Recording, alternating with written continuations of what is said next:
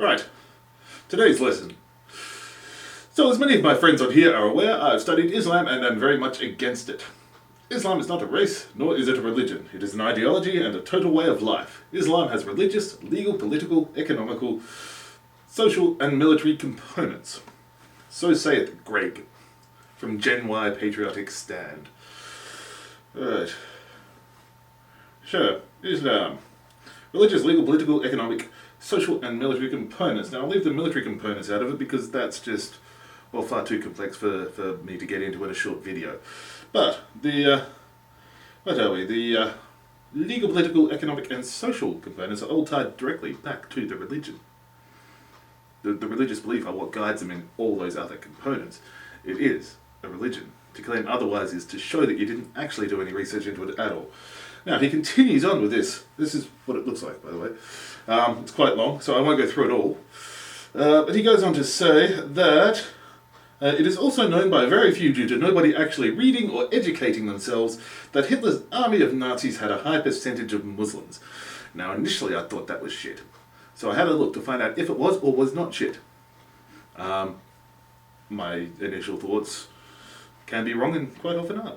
This time I was right. The estimates for number of Muslims, because it's hard to pin down an actual number, is between 1 and 200,000 people in Hitler's army. And I'm counting that as everybody that fought for Germany in World War II. Not just the Wehrmacht that some people call Hitler's army. But hey, the SS and Gestapo and all that other shit as well. Now, number of people that fought for Germany in World War II is over 20 million. So the amount of Muslims that fought for Germany in World War II is about 1%, or less than 1%, of the total amount of people that fought for Germany in World War II. That's not a high percentage. Genuinely brings into question your ability to do any research or study of Islam. The rest goes on and it's general and nationalist shit again. Religion of peace, brainwashed, gay best friend. So he's not bigoted because, hey.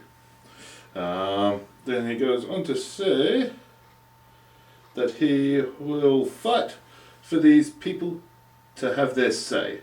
It is their right to have an opinion and are free to speak their minds.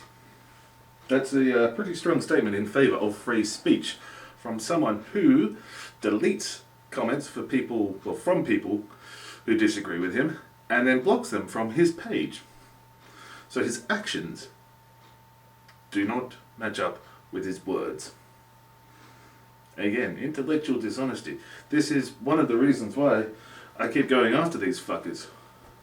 Because they're wrong, they know they're wrong, yet they continue to go ahead with it anyway. It's adherence to a particular set of beliefs in the face of overwhelming evidence in the contrary. It is faith. Faith worse than any that they are against. So,